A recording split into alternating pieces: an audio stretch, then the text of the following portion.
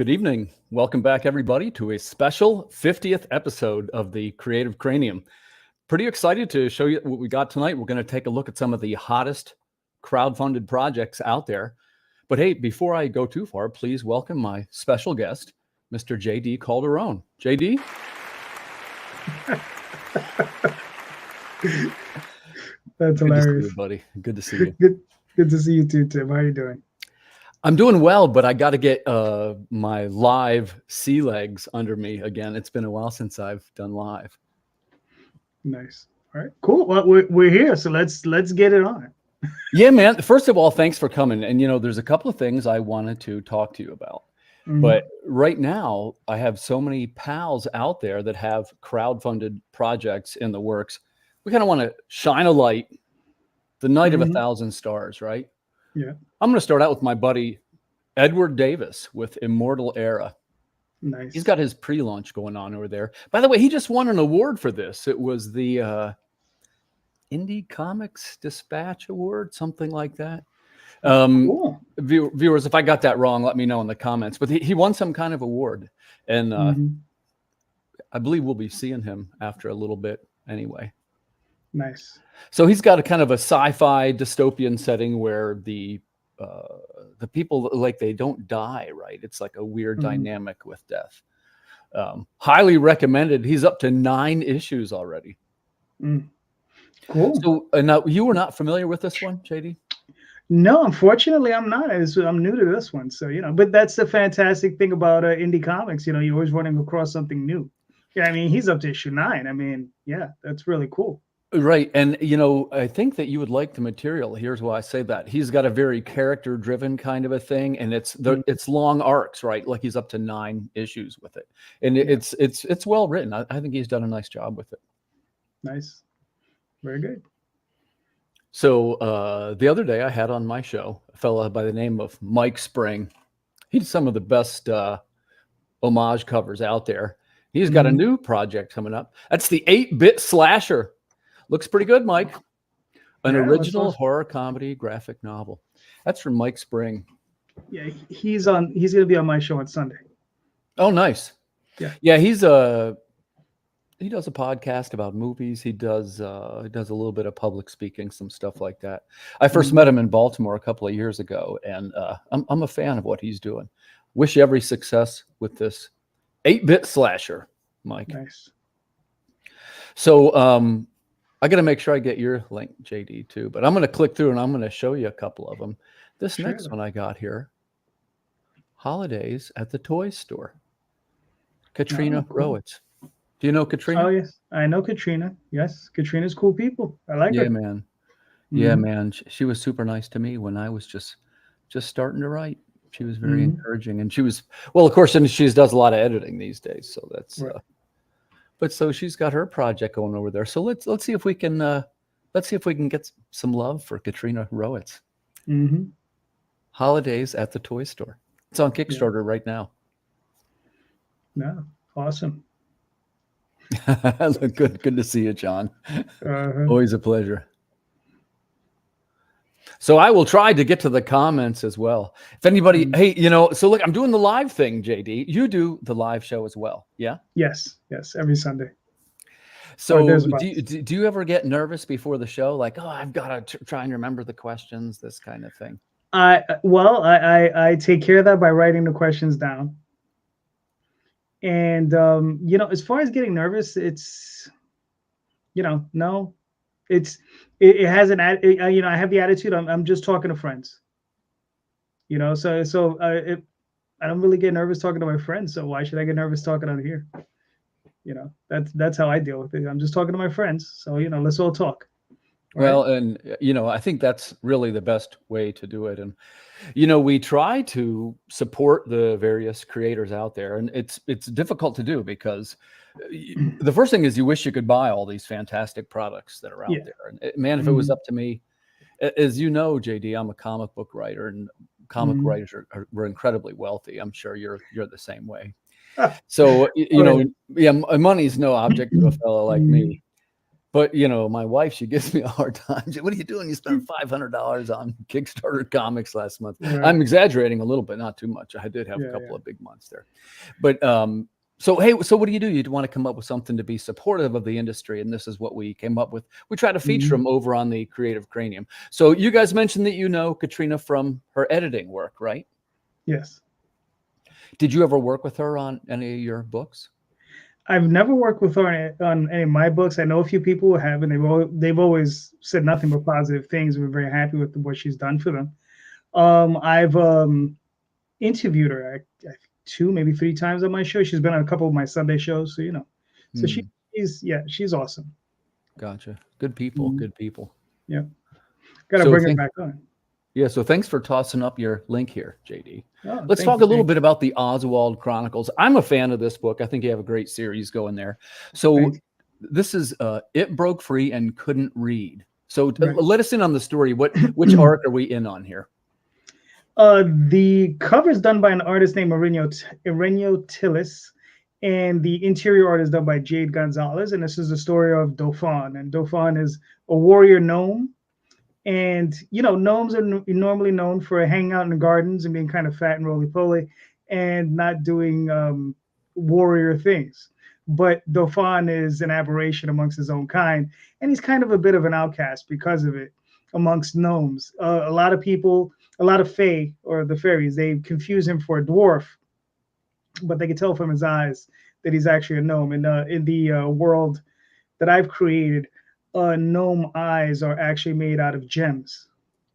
And if you can, if someone can somehow get their eyes from them, whether by killing them or just snatching them by their heads or whatever, they're considered very powerful magical items. But Dauphin has both of his, and basically he's dedicated his life to finding and destroying evil, in all its various forms, and he has become a very dedicated warrior in that particular thing. And he's a bit of he's a bit of a jack of all trades when it comes down to magic. So he any scrap of magic he can get a hold of, no matter how janky it is, he'll find some way to use it. He has a shield that he has that's almost destroyed. It's a shield that emits fire from it, but it's like half melted from the spell itself. And but he's going to continue using it until it wears out. The sword, he gave up almost 10 years of his life to get the sword that he has. He had a very famous dwarven smith in that world, and he dedicated it, and he did some horrible things for this dwarf to possess this very powerful weapon. You know, Nice. and this story is basically about him and how he's trying to gain revenge for his family. His family was killed by some evil entity that he accidentally set loose on the world, and that's the creature that it broke free. And as far as it can't not being able to read, that's part of the story, and that's part of how Oswald gets involved. So Well, and I love your titles. I've said this before. I like the phrasing, and they have a really what I would say is a literate kind of feel. thank you. I'll use the other one for the example, which is I was there and I remember. Yes. Right? Yeah, Mhm. I just love that title. So, Thank where you. do you get the inspirations for some of your literate titles? It's funny just from being a kid and reading a lot. And the thing is growing up reading Zelazny, Asimov, Nice. um, Heinlein, Yeah. you name it. I mean, just reading those types of books. All of those books had those weird titles. Like the chapters usually, it's the chapters that usually had those weird titles. I was just like, okay, I guess this is how titles are supposed to be. So I Right. just always, Yeah. focused on it. I was like, okay, what would be funky and weird sounding? So it has something to do with the story. And sometimes, sometimes it even takes a while to find a good title like that. You got to sit back and really think about it. And Yeah. sometimes I'll just put in a filler Do you title. come up with titles first or at the end of making the chapters? Depends. So, because, like I said, sometimes I'll write the whole story and the title will come out because of the story, but I will always begin with a title, right? Okay, So even if gotcha. the title is just a filler, you Uh-huh. know, I think I had a title called it had the head of Abe Lincoln,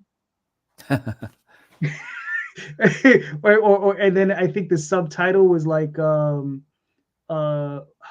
forgot the subtitle. But yeah, but it had the head of Abe Lincoln. That was the funniest head. I actually like that one. So, and it was literally the someone was cast a penny into a wishing well, and the Oh, penny nice. the wishing well was cursed, and the penny would turn into a small little demon, but it had the head of Abe Lincoln.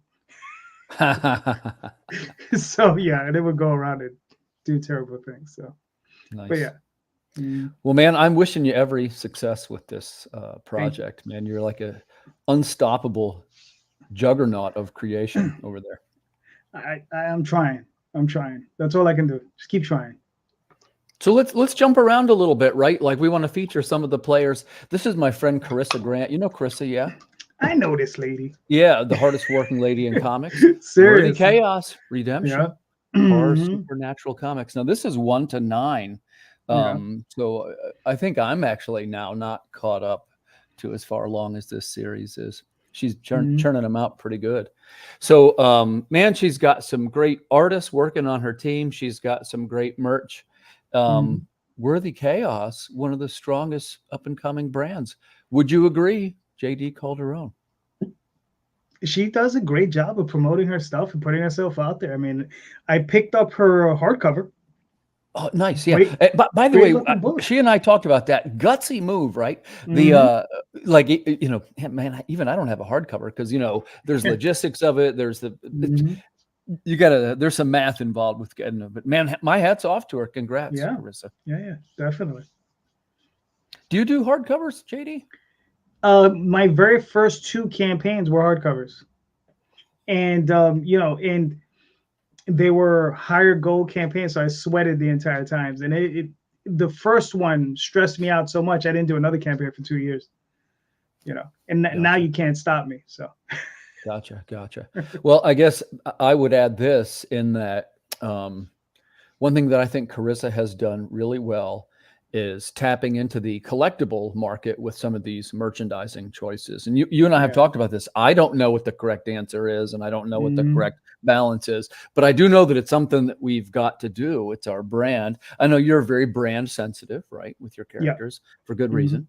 And I think there are certain examples like we could learn a lot from what Carissa does. And by the way, one cool thing, she's been on the show a couple times. She'll tell you, hey, Yeah. well, this didn't quite work, or I didn't like this Right. stand. Like she's very forthcoming about. I always like to hear what didn't work. You know what I mean? Hmm. Yeah. Sometimes you learn more from mistakes than you do from your actual successes. Yeah. Because sometimes you have your successes and you're just like, oh well, that's always going to work, or Right. there's Right. that thing that always works. So it's just like that's fine. Yeah. But sometimes you need to like really hone in on what's not working, right? And then find out what is it that didn't work, right? Like and Well, then yeah, but that's the $1 million question, right? Well, hey, if we knew right. the answer to that, we'd all be millionaires. Well, you already are a millionaire. I think we established that backstage. No, hardly. Well, I mean, in the sense that, well, it's two things, right? The Mhm. first is it takes a good amount of time and money to generate one of these campaigns.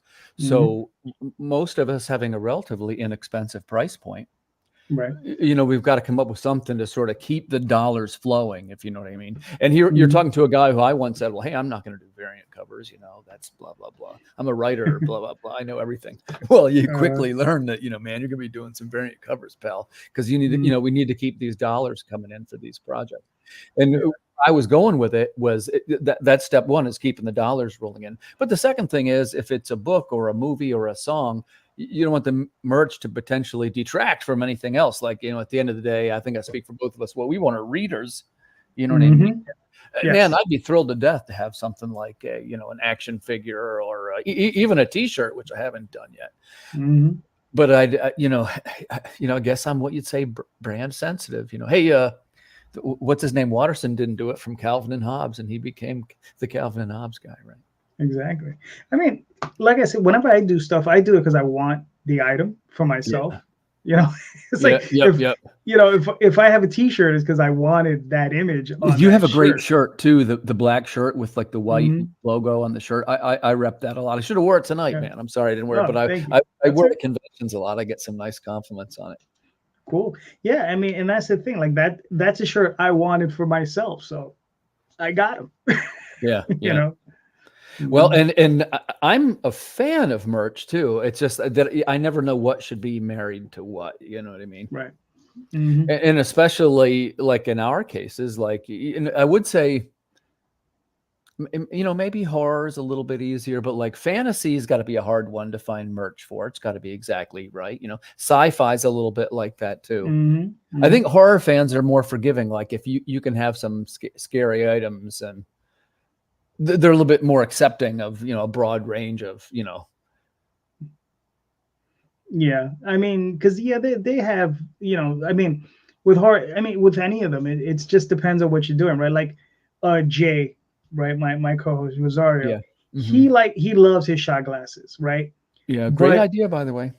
yeah, well, see, the problem is with a shot glass is there are people that just collect shot glasses, right? Right. So if you go to a convention and you have shot glasses, it's easy to sell them because there are people that just collect shot glasses. It doesn't matter what's on them. They're gonna, oh, it's shot, oh, I'll buy it. It's $5, $10, whatever it is, right? So I mean, for me, it's one of those things where if I can have something that ties into my story, I don't know if I necessarily want it, right? So I'm Right, right. But that's where it gets hard, right? Like yeah. what do you mean by tying to the story? Give me for instance. Well, okay, because all right, I'll give you for instance with the shotgun because I was thinking about it. I was like, yeah, how can I tie it to the story? I said, well, Oswald, while he's in Dream, he's an emperor, right?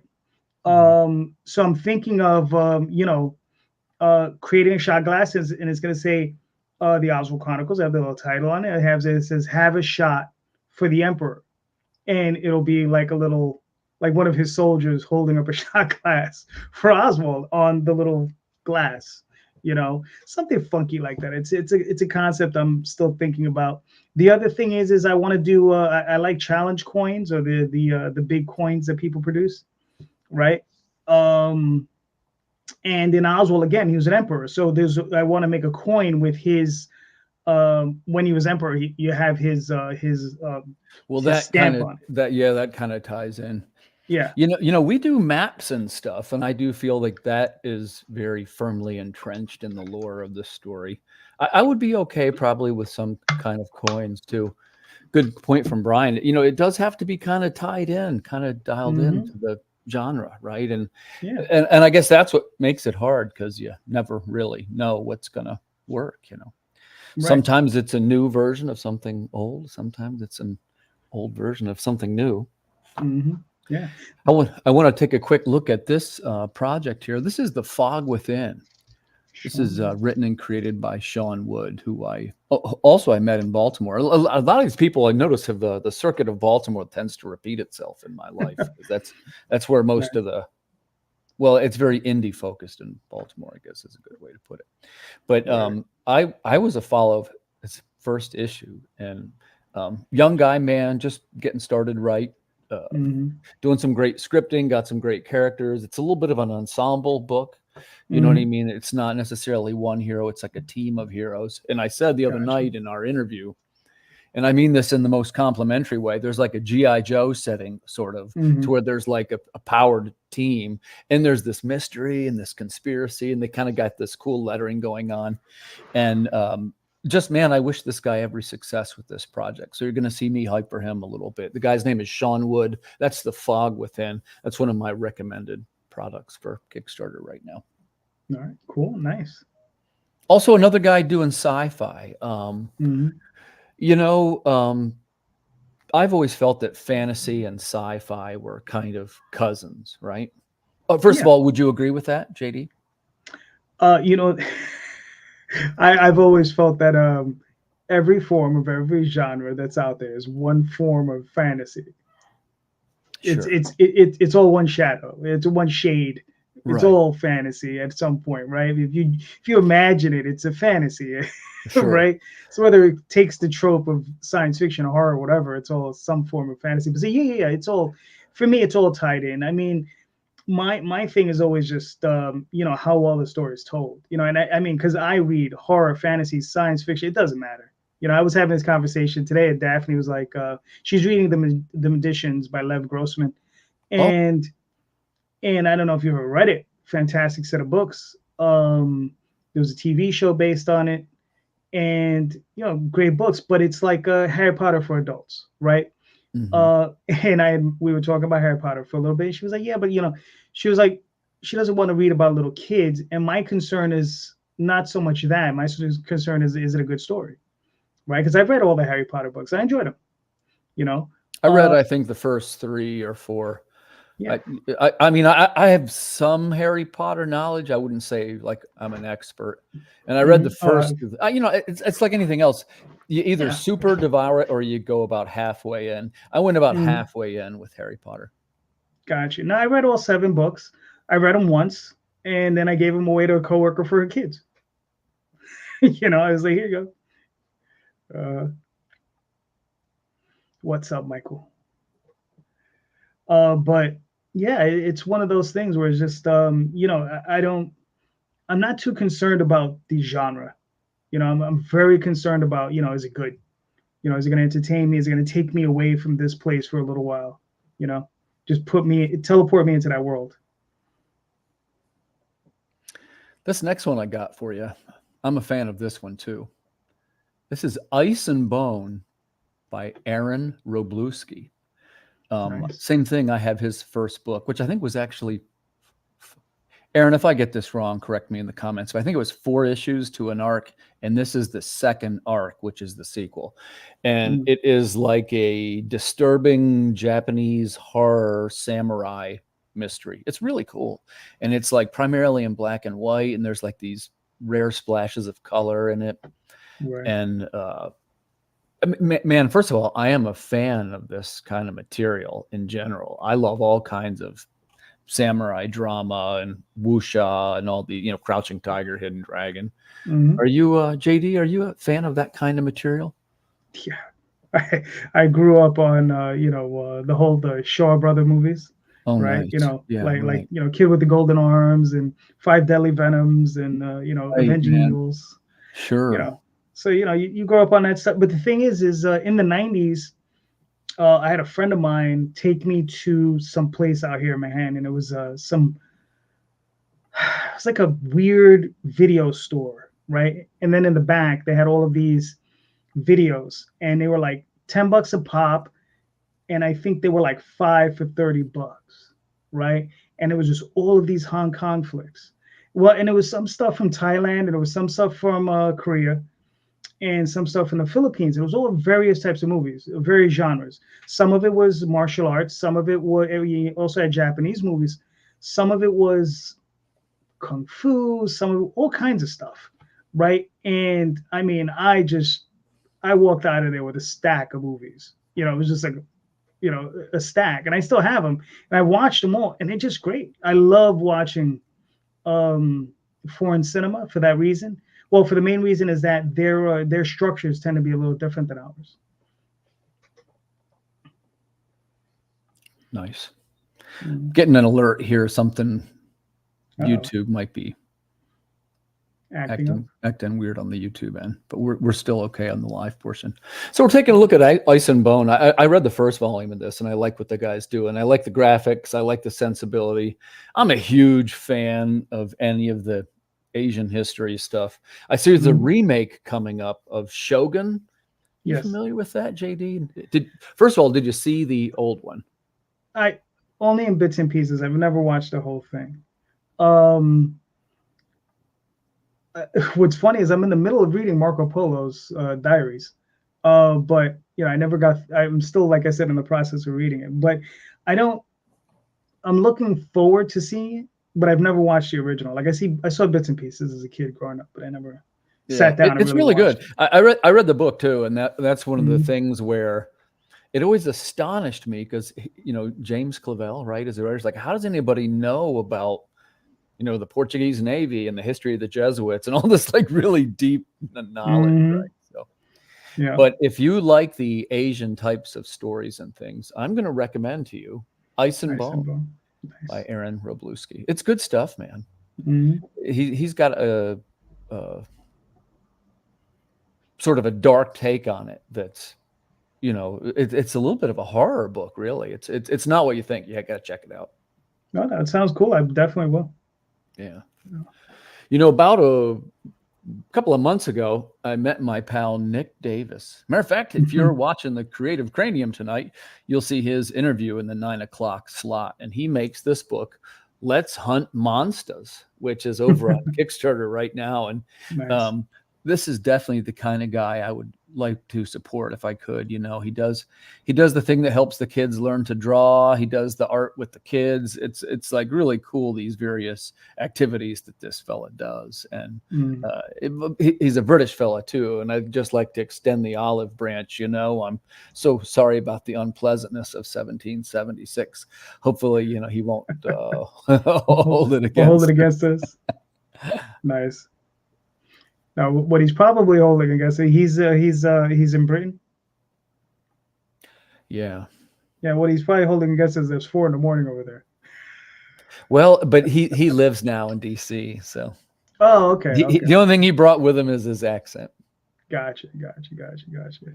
But yeah, Michael, I see in your comments, I'm a huge Shogun fan, and even the timing is right to kind of lean into it with Asian culture, right? There's Godzilla right now. The timing's right. Yeah. Right. So, but I definitely want to wish every success over to my buddy Nick on his Yeah, it looks great. Series. Yeah, and by the way, man, tough market, people tell me, right? I was talking to Matt Knowles about this, and he was saying about how, if you're writing things that are primarily aimed at the younger demographic, it's a tough market. Would you agree with that, JD? Yeah. I mean, it's funny, like, for the first few years that we were on this little whole podcast thing, right? We're trying to figure it out. Right. About a year and a half ago, we kind of boiled it down, right? It got distilled down. Okay. So what are the things that are really required of you to really be successful, right? So the first thing is be already famous, right? That's the top thing. Already be famous.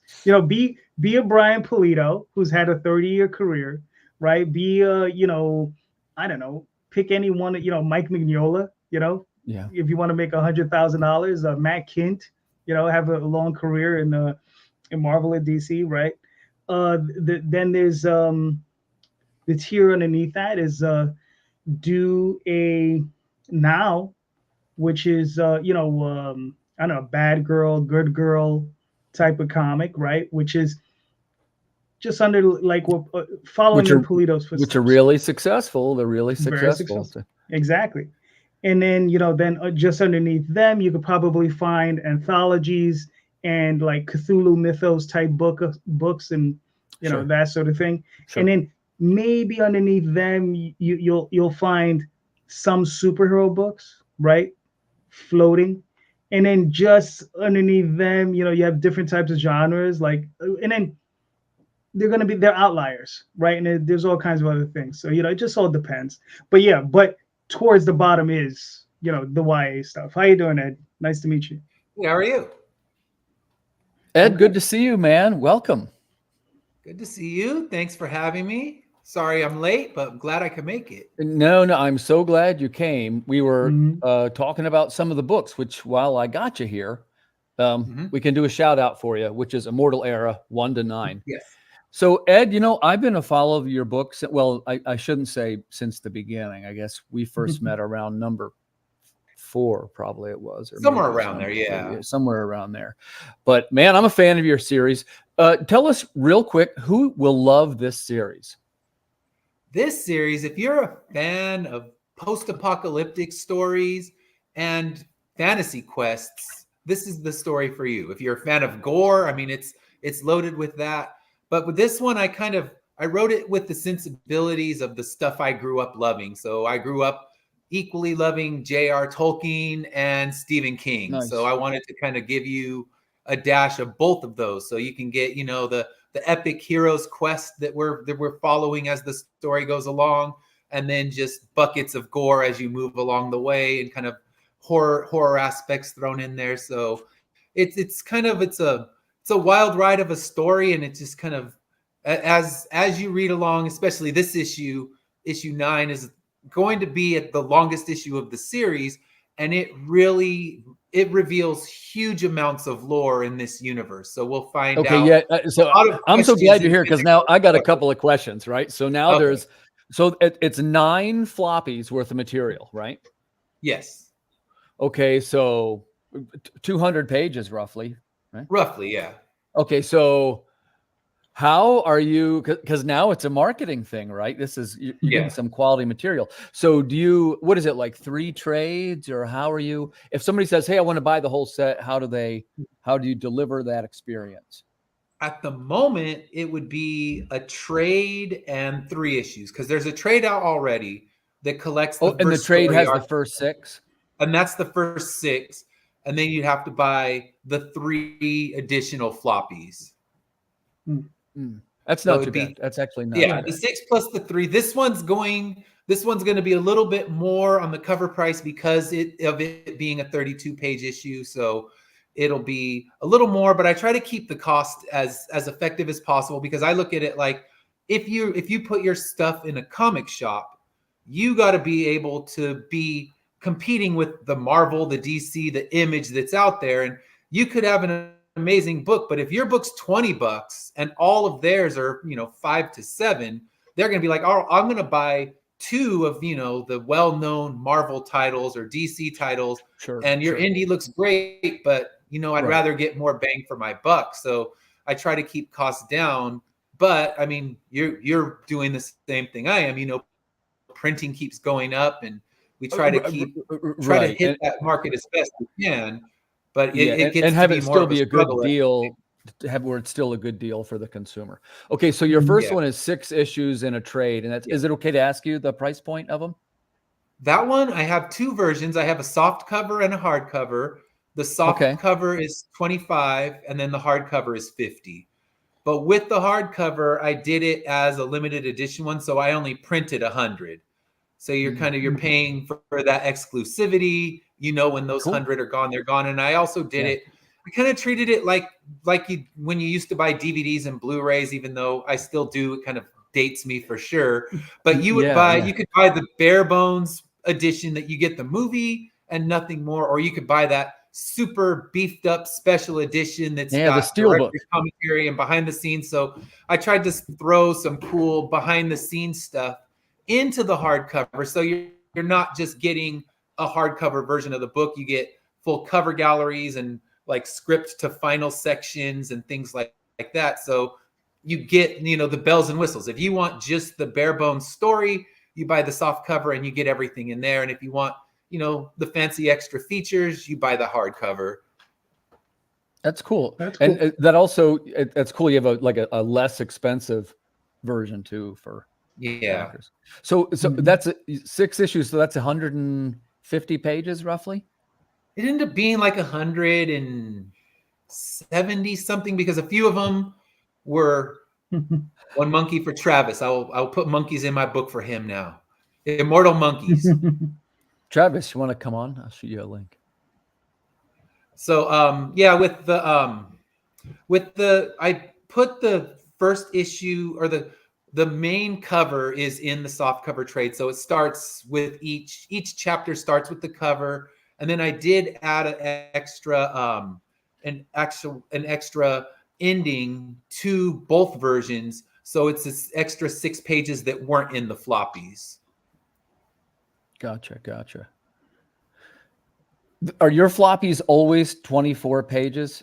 So it's a nice even. No, the highest I've done is 28, but I've done, I think, 2 or 3 of the first 6 issues were 28-page ones. So it's I guess that's the one thing about being indie, is you can make your own rules, and you're like, how can I end this thing in 22 or 24 pages? Like, wait, I don't have to.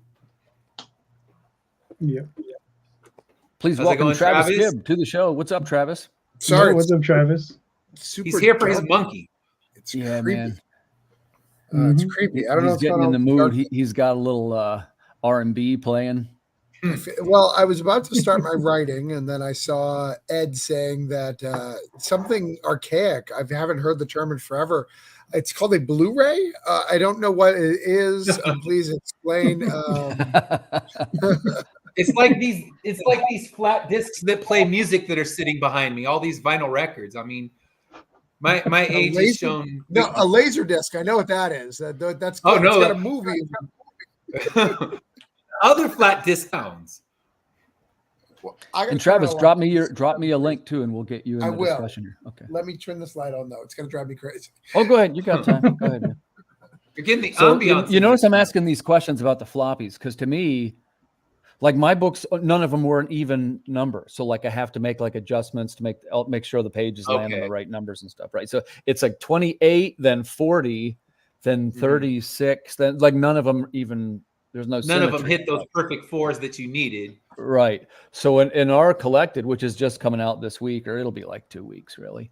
It's well, it'll be 148 pages for 4 issues, which that's a pretty respectable size, and that's the $29 version. That's a $29 version, and that'll have like a chrome logo. It'll look like a pretty sweet version. If you got both, there's like it's like a matching set. We're trying to put together something with a slipcase.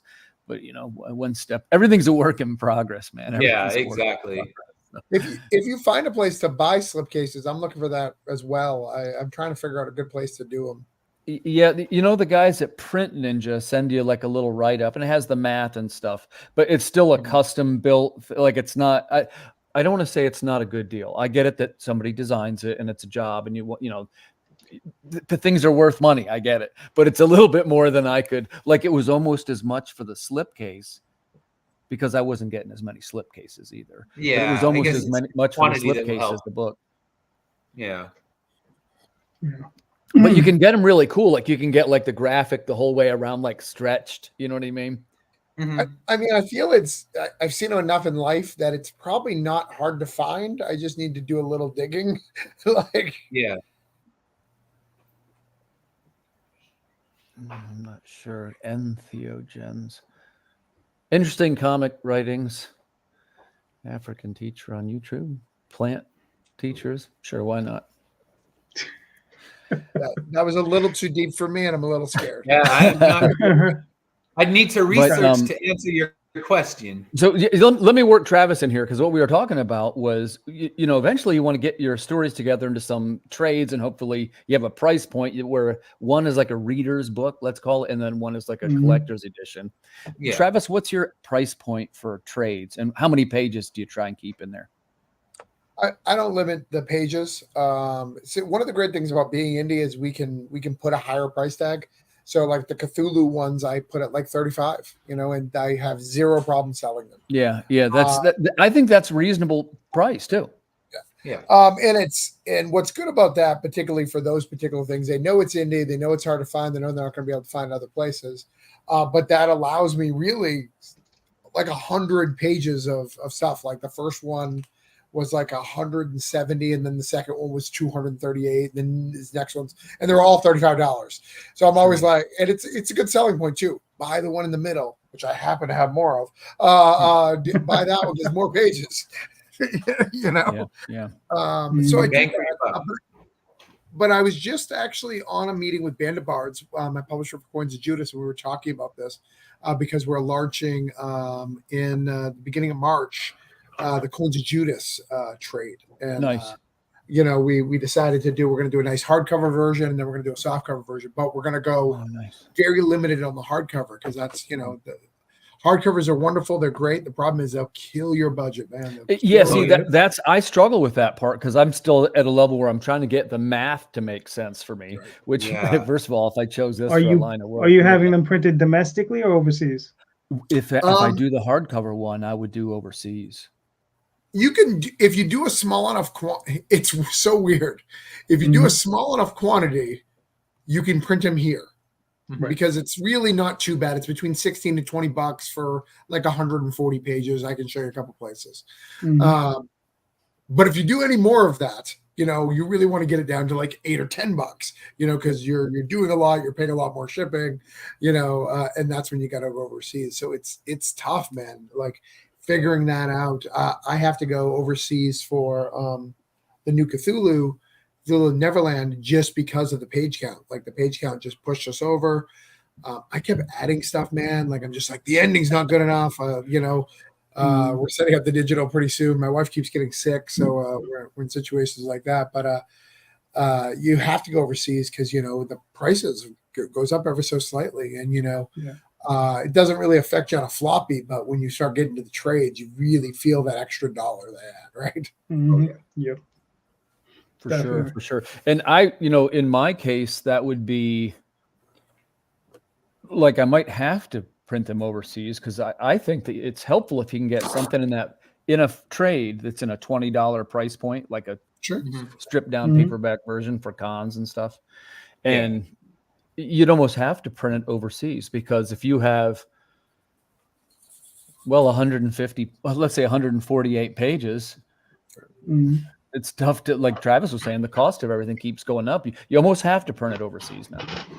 Yeah, I mean, there's a couple places that you can print it in domestically, but you have to hit that $1,000 mark, which is really tough to do when you're talking to trades. So you can get it down to like $8 on a trade, but you're paying for it. Yep. So Grant, now did you say $1,000 mark or 1,000 book mark? Print order. 1,000 books. Yeah, 1,000 units. Yeah, okay. Yeah. You can get it down to about one of my trades is I won't tell you which one, but it's a hefty page. We got it down to about $8. But oh wow, I printed 3,000. So I got there. And what's great about it though, it's not so bad. Once you get to 8,000, 11,000 doesn't sound that bad. Well, he always complains about when he has to order shit. Like he'll do a Facebook post. He's like, I had to order Gemini boxes, bags and boards. Like, what are you doing, Tyler? Come on. Damn these people wanting my stuff. Fans paid for it. Give it to them. Yes. Hey, I see Christy. Let me see if I can track her down. Here we go.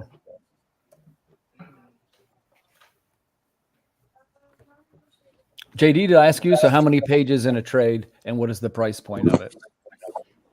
Well, it always depends because like it's like everybody's saying, we set our own rules, so it just depends on the story. So I've done stuff typically anywhere from 96 pages, but I've gone as high as 220. So it just depends on the story. So. And what are you selling them for at that number? Depends because right now they're all in black and white, so it's ranging between 20 and 25. But once I start moving into color, it's obviously going to go up because it's color just that's the one that's going to kill you. Please welcome Christy. What's up, Christy? How you been? Christy? I'm doing good. I caught the bug that was going around LA. I'm a little bit better now. Oh no. Okay. Oh wait, hey, Well, but hold on. I forgot something important. I'm getting used to my new live format, but I can say, please welcome Christy Shin. This is a professional operation. Well, I know all you guys already, either online or in person. I've met Ed in person. I haven't met you two yet. Well, you three yet, but yeah. We end up at all the same shows now. It's in any of the SoCal ones. We're always there. Yeah. He like his daughter was a fan of my books, which is hilarious. It's as a good dad, he gets them and stuff. So yeah, but I couldn't help but hear about like the cost. Like the thing is that if you're doing like 100 books at a time or something, it's just do it domestically because I know there's been supply chain issues, and that's the only thing that I would say against overseas, or unless if they airmail it, which is the only other thing. The ship, because you remember how the shipping issues were with a lot of ports for a while. I don't know if that's yeah. Yeah. Well, and I'm nervous about the turnaround times as it is. Yeah. Even domestic, my turnaround times can get pretty brutal, and I'm ordering stuff right now for a show in March and just hoping that they'll get here in time, even though I'm giving them almost, a month and a half to do it. But it used to be reliable. Now you have to wonder that something's going to come up and you're going to walk in there without what you actually need. Yeah, most people, even the companies that people swore by, it seems like you have to send them an email. Like you have to wait. Oh, yeah. the time, and you got to send an email, hey, where's my stuff, for them to do it, which is not the way it should be. Like, I'm sending that email on Monday for metal bookmarks that should have been here. We had a deal, we had a date, but I just got to remember. And then miraculously, JD, I'm looking specifically at JD, it comes. I'm blaming New York. I don't know why I'm blaming New York. It's just miraculously they can print it and it comes immediately. It's so weird. Right. Yeah. Yeah, I mean, I just had a batch of books just come in, but with the printer, I was just like, when I was first sending him the order, I said, listen, I need these books in 2 weeks. Is this going to be an issue? Right? And he said, no. And he got them to me in 2 weeks. I was like, there you go. You know, because it was just sometimes you got to lay it out and be very throwing specific. his cloud around. He's big shot. We get it, pal. No, I was ready to send it to another printer.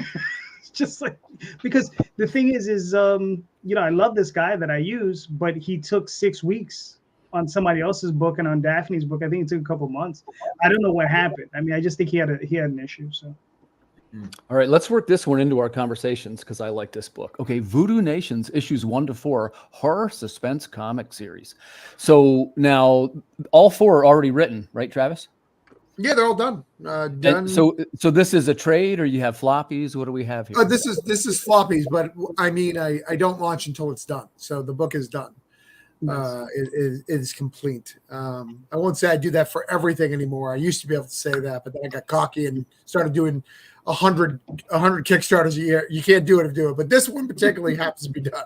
Nice. It's been done for a while, but no, this is the 4th issue of it. It used to be a 4-issue miniseries. It is now turned to a 5. You know, sometimes your editor is like, hey, you should add like 20 pages here because you have a lot of stuff. I was like, oh, okay, I guess I'll do another issue. It looks great, man. And again, nice find on this guy. I hope I'm saying his name right. Goulart? Yes, that is correct. Nice job by that artist. He does amazing work. If you scroll down just a little bit, people are loving the second cover. Like, people are really jiving. These are all good, dude. yeah, it's nice. Those are that's the cover A's of all of them. Yeah. They're all winners. This is the kind of the synopsis. This is old Luke Stone art, and then we got some Gilliard art in there, kind of mix the two up. And then cover B is coming right up. Yeah, that's cover B right there. Rome Gagnon. Look at that. Yeah, that's very cool. Yeah, that's nice. Very cool, Travis. Wish you every success with this one. That's actually live on Kickstarter right now. Call to action. Rush right over there and buy one. Buy 2. Don't be scared. Yeah. Yeah, don't be scared. But yeah, I'm really proud of this book. Have I ever told you the origin of this? No, please tell us. You love like the behind the scenes story. I love that stuff. So the behind the scenes story of this is I went through what many of us have, is, you know, a death in the family, and it was my first death in the family. Sorry, I'm trying to share this. So when my mom died, I just lost my damn mind. Like, I was drinking heavily. I was traveling to New Orleans. I was spending a lot of money. I was doing a lot of things. And I just met my wife about 6 to 7 months prior. And I really knew I wanted to marry her, but we weren't quite there. And man, this woman, like, I remember being in New Orleans, really, really intoxicated, being like, I don't know if I'm ever going to be the person you met. Like, that person I think is dead. I'm pretty sure he's gone. And I think he is on some level. I think there's a part of me that changed and I think everybody, when you have that first big death, something disappears in you. You can't tell it. There's no something verbally that you can tell, but the world just got fucking real, right? Your world is like, no, that shit really can happen. It's not just like in Act 2 of the latest movie you saw. Like, it really happens. People die. Like the reality of that really. And then those people can actually mean something to you, and it fucks you up.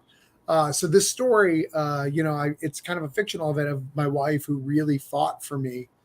Even though I was not the same person she met, and like trying to. So that's the background story of this. In this world, it's a fictional character. It's a husband and wife missionaries, and the man dies, and then he gets possessed by a spirit. He starts acting crazy, and this woman goes through hell and high water to kind of be with that man that she loves, and goes through several voodoo priests to deal with it. And that was very much what my wife had to do. I did some crazy shit that got myself in bad situations that I hadn't done since I was 17 years old, when I was grieving and trying to figure out. And that's, I'm a equally yoked, if you know what that means. So that's the behind the scenes. Sure. Yeah. Thanks for sharing that, Travis. And the work itself looks terrific. I really like that cover too. Yeah. That's Chrissy's boy. Don Wynn. Oh, I know Don a little bit. Yeah, he's one of our social media teams in the Comic Art Professional Society. But yeah, he does a lot of work. I joke at him and I said, "Are you a whore?" Because it's like he whores himself out. But he's good at sharing. I know, like, he's kind of been busy because I know he's had a heavy backlog. That I know. You're welcome. I mean, he's welcome. It's okay. I know. I kind of know what he's doing on top of all the work he's doing. So yeah, he's a busy guy. I mean, he has to be super busy in order to not keep up with some things. So there you go. And I don't mean that in a crappy way. I just like the holidays. I think have just been the holidays. The past holidays were like nuts. No, at MegaCon, he told me that in 2024. He is not going to be doing any more work for Orange Cone, and he normally does like 3 or 4 like anthologies for us, and he's doing his own thing. I'm super proud of him. Like I'm super cool. proud of him. Is he going back to Pablo?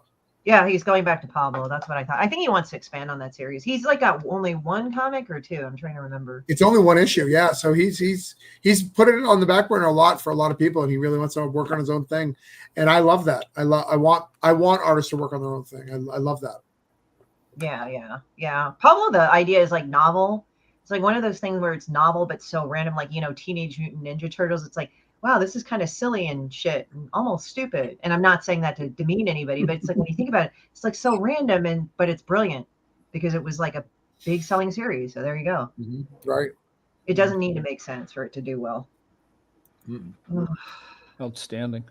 Well, guys, we are just about to our time. Tell you what we'll do. Let's run around in a circle here real quick and give one last shout out, anything where we can find you and anything you want to promote. Christy, let's go right to you. Yeah, I have a link tree up. It's Horror Taurus Studios. I'm also on Global Comics. I'm also on X. I'm also on Instagram. All the other things, you can go on my link tree for that. I did not put that on there, and like the smartest person in the world, but I am there. I am known for being the creator of Demon Bitch, and I'm also the president of the Comic Art Professional Society here in California. Thanks for coming to see us, Christy. Yeah, thank you. One of my favorite persons. Okay, JD, how about you, buddy? What are you promoting? Where can we find you? I'm the writer and creator of the Oswald Chronicles, Tall Tales, and you can find the Oswald Chronicles currently. Well, probably a Friday. Next Friday will be back up on Kickstarter, but there's a pre-launch page that's available, so you can sign up and get up on there early. And you can find me Sunday nights on YouTube on Talking Comics on a Sunday night. Excellent. Ed, and I'll be seeing you on the 15th or something. We got something coming up by now. Yeah. Ed and I got something on the books. But for tonight, man, thanks for jumping in here at the last minute. Tell us who you are and how we can support you. So Ed Davis, current issue that's up on pre-launch on Kickstarter right now is Immortal Era issue 9.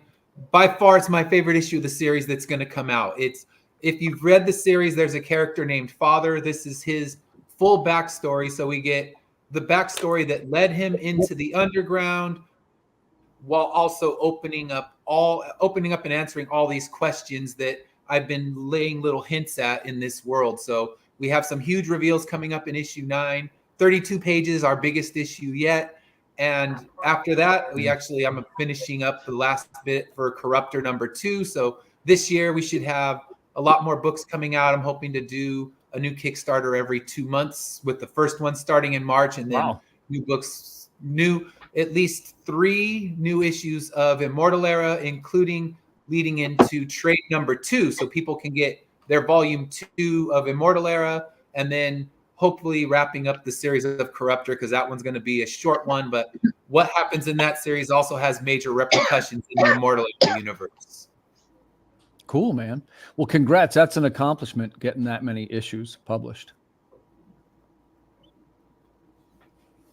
And Travis, how about you, buddy? Thanks for jumping in at the last minute. Always a pleasure to see you. Tell us who you are and where we can support you. I know you want me to do that, but JD said something that I have a question about. Go Did ahead. you see it come back? Did you launch again before you were ready, JD? No. I have a pre-launch page up. I will be launching on Friday. This upcoming Friday. He's done that before. It was very weird. Yeah. I have literally launched at 2 a.m. by hitting the wrong button. I remember that one.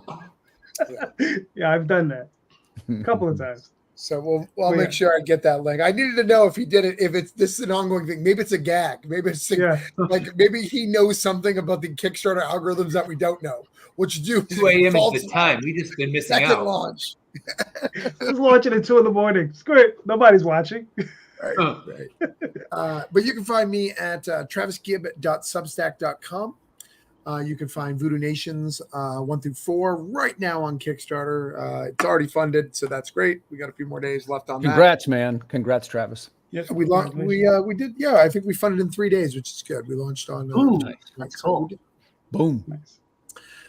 So we're doing great. I'm excited to get some cool stretch goals there, and that's where you can find me. And like I said, I've got 2 more Kickstarters coming in March, so get excited. Perfect. Nice. Well, I'd like to congratulate everybody on their many successes, and I wish you the best of luck with all your current projects. And hey, man, thanks for coming on the show. Hard to believe that's 50 episodes of Creative Cranium in the can. It's like 140 something creators now have been on the show. Nice. So I just want to say thanks again to everybody. It really means a lot to me. And we'll see you next Friday night in our new time slot. That's 10 o'clock p.m. Eastern. Good night, everybody. Congratulations.